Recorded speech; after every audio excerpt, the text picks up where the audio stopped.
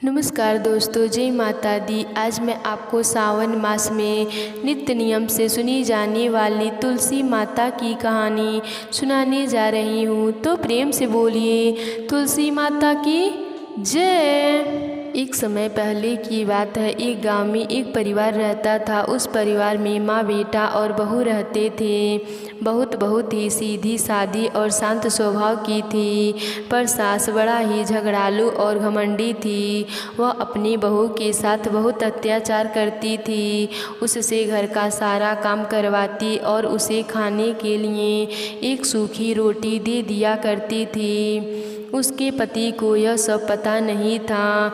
वह सुबह होते ही खेत में चला जाता और बहू सुबह होते ही घर के काम में लग जाती थी। एक दिन एक पड़ोसन बहू से मिली।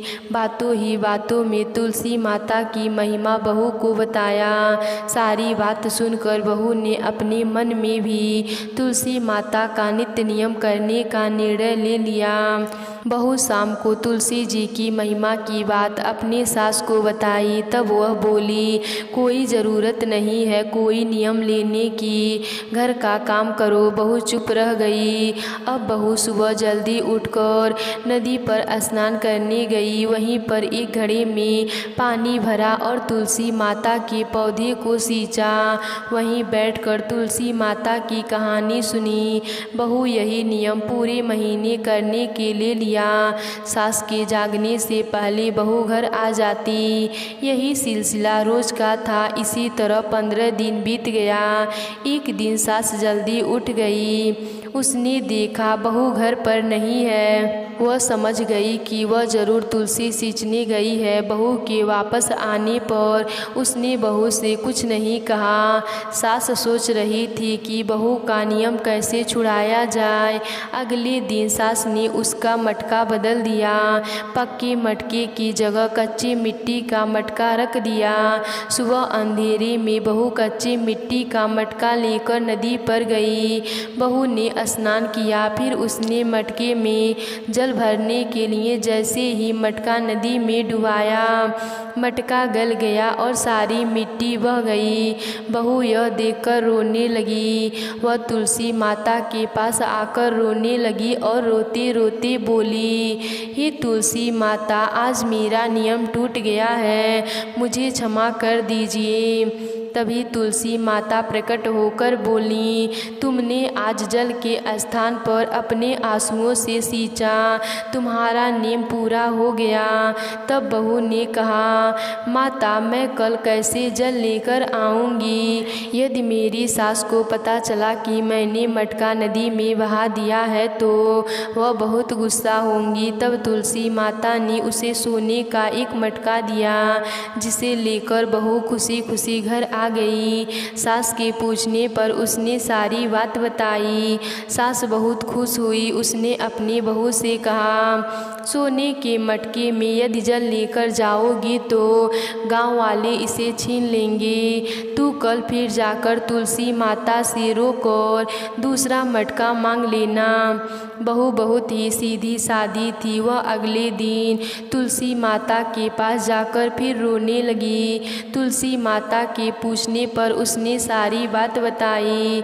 तब तुलसी माता ने उसे एक चांदी का मटका दिया। बहू चांदी का मटका लेकर घर आ गई, लेकिन उसकी सास वह भी रख ली और अपनी बहू से फिर अगले दिन रोने को कहा। बहू सास के डर से फिर तुलसी माता के पास बैठकर रोने लगी।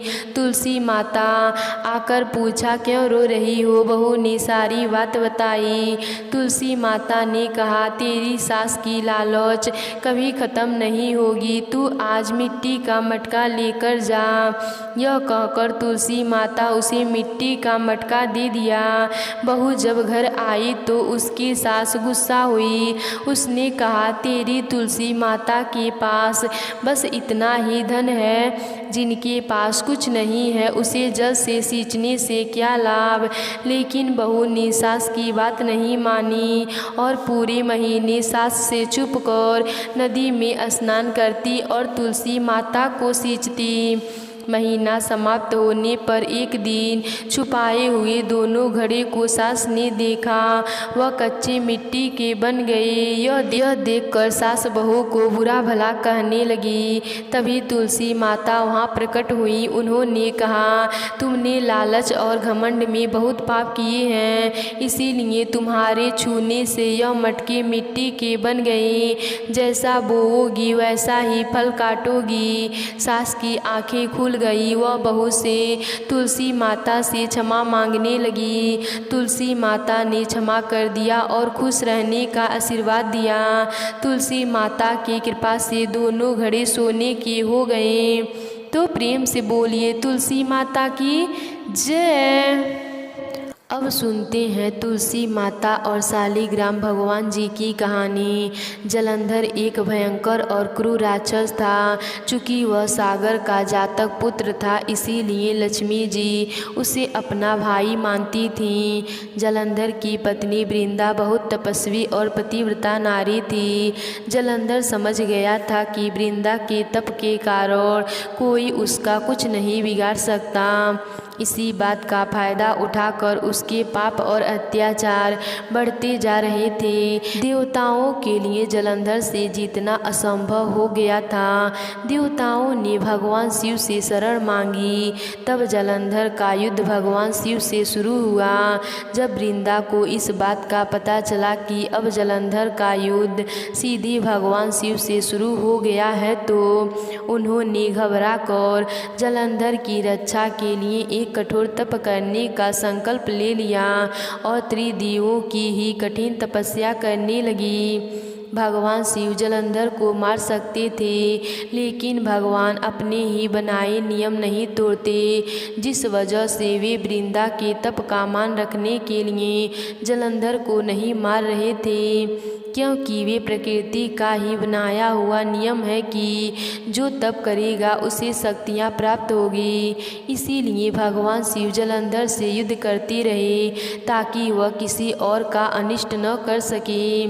तब ऐसे में देवताओं ने भगवान विष्णु से शरण मांगी और कहा कि जब तक वृंदा अपना तप नहीं बंद करेगी, तब तक भगवान शिव जलंधर का वध नहीं करेंगे और ये युद्ध बढ़ता ही जाएगा। और अगर वृंदा का तप पूरा हो गया तो कहीं वे भगवान के भी हाथों जलंधर के न मरने का वरदान न मांग ले। भगवान कुछ तो कीजिए, क्योंकि जलंधर जब तक जिएगा तब तक अत्याचार करेगा, निर्दोषी प्राणों को पीड़ित करेगा। तब भगवान विष्णु ने सभी देवताओं को आश्रय दिया और कहा कि जलंधर का वध आज ही होगा। विष्णु जी की यह बात सुनकर उनकी पत्नी लक्ष्मी जी चिंता में आ गईं। तब भगवान विष्णु ने लक्ष्मी जी से उनकी चिंता का कारण पूछा। लक्ष्मी जी ने कहा कि प्रभु, मैंने जलंधर को अपना भाई माना है, ऐसे में उसके लिए मेरा चिंता करना स्वाभाविक ही है।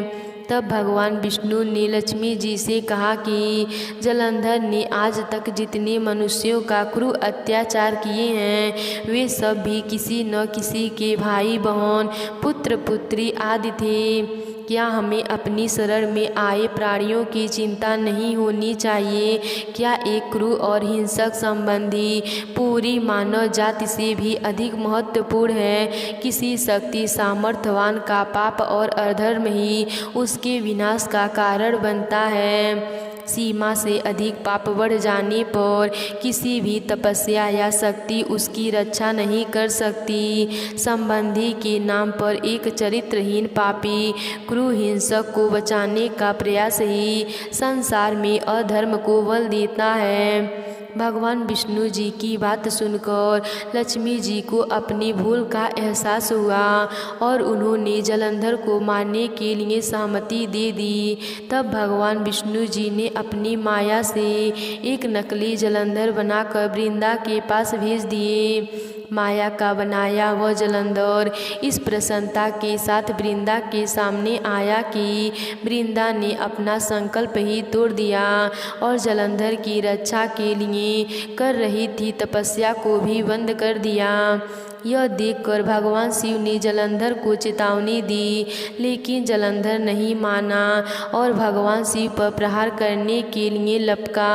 तब भगवान शिव ने जलंधर का वध कर दिया और उसका सिर काट दिया। वहीं वृंदा ने जैसे ही नकली जलंधर के चरण स्पर्श किए, वह नकली जलंधर गायब हो गया और असली जलंधर का कटा सिर वृंदा के सामने आ गिरा। यह देखकर पहले तो वृंदा कुछ समझ न सकी, फिर उन्होंने अपने तपोबल से पूरी बात का पता लगा लिया, जिस पर वृंदा को अत्यंत क्रोध आया। वृंदा ने बहुत ही गुस्से में भगवान विष्णु का आवाहन किया। जलंधर भले ही एक अत्याचारी राक्षस था, लेकिन वृंदा एक देवी के समान पवित्र थी। साथ ही वह भगवान विष्णु की भी बड़ी भक्त थी, लेकिन इस समय वह श्री हरि से ही बहुत नाराज थी। सब और जलंधर के मरने की प्रसन्नता थी, लेकिन वृंदा की दशा पर सबको दुख था। भगवान विष्णु जानते थे कि आगे क्या होने वाला है, फिर भी वह वृंदा के आह्वान पर उनके सामने साकार रूप में प्रकट हुए। वृंदा ने जैसे ही भगवान विष्णु को देखा, वे उन पर बरस पड़ी। वृंदा ने कहा कि मेरे तप और पतिव्रता धर्म में कोई कमी नहीं थी और मैंने सदैव आपकी ही भक्ति की है, फिर भी आपने मेरे साथ ऐसा छल किया। आपने अपनी माया से मेरे साथ छल करके मेरे पति का वध कराने में सहयोग किया। आपका यह रूप अत्यंत कठोर है, इसीलिए मैं आपको श्राप देती हूँ कि आप कठोर पाषाण के भी बन जाओ। भगवान का अर्थ है जो हर तरह से पूर्ण है, उनके द्वारा कभी कोई भूल या पाप नहीं हो सकता, इसीलिए उन पर किसी का श्राप भी नहीं चढ़ता। लेकिन भगवान अपने सच्चे भक्तों का मान रखने के लिए उनका श्राप भी ग्रहण कर लेते हैं। उन्होंने ऐसा कई बार किया है और इस बार भी ऐसा ही किया। अपनी भक्त वृंदा का मान रखने के लिए भगवान विष्णु ने कहा तथा अस्तु, और ऐसा कहकर भगवान विष्णु पत्थर की मूर्ति बनकर वृंदा के सामने खड़े हो गए। यह देखकर सब जगह हाहाकार मच गया। तभी माता लक्ष्मी जी भी रोती हुई वृंदा के सामने आई और हाथ जोड़कर वृंदा से प्रार्थना करने लगी। उन्होंने जलंधर के पाप और अत्याचारों की भी पूरी कहानी कही। साथ ही कहा कि जब तक आप अपना श्राप वापस नहीं लेंगी, तब तक मेरे पति श्री हरि अपना वास्तविक रूप ग्रहण नहीं करेंगे। तब वृंदा ने भगवान विष्णु जी से अपना श्राप वापस लेते हुए उनसे प्रार्थना की कि वे अपने वास्तविक रूप में वापस आ जाएं। भगवान विष्णु द्वारा अपना वास्तविक रूप ग्रहण करने के बाद वृंदा ने उनसे क्षमा मांगते हुए कहा, यह जानते हुए भी कि पाप चाहे कितने ही जतन कर ले, धर्म के सामने अधिक समय तक नहीं टिक सकता, फिर भी मैं अपने पति को अधर्म के रास्ते पर चलने से रोक नहीं सकी और इसी कारण न मैंने अपना तप पूरा कर सकी और न अपने पति को बचा सकी। मुझसे भूल हुई है, फिर भी संसार के सामने मेरा मान रखने के लिए आपने मेरा श्राप स्वीकार कर लिया है। फिर वृंदा ने कहा कि भगवान, मैं अपना यह जीवन समाप्त करना चाहती हूँ, लेकिन उससे पहले मैं आपसे यह वर चाहती हूँ कि मैं जिस रूप में भी जन्म लूँ, उस रूप में आपकी भक्ति ही करूँ। तब भगवान विष्णु ने वृंदा से कहा कि तुमने सदा अपने धर्म का ही पालन किया है, इसीलिए तुम दोषों से रहित हो। तुम एक सच्ची भक्त हो, पवित्र और महान तपस्विनी हो और इसीलिए मैंने तुम्हारा श्राप स्वीकार किया। मैं तुम्हें वरदान देता हूँ कि तुम जो नया रूप धारण करोगी वह सदा सदा के लिए पूजनीय होगा।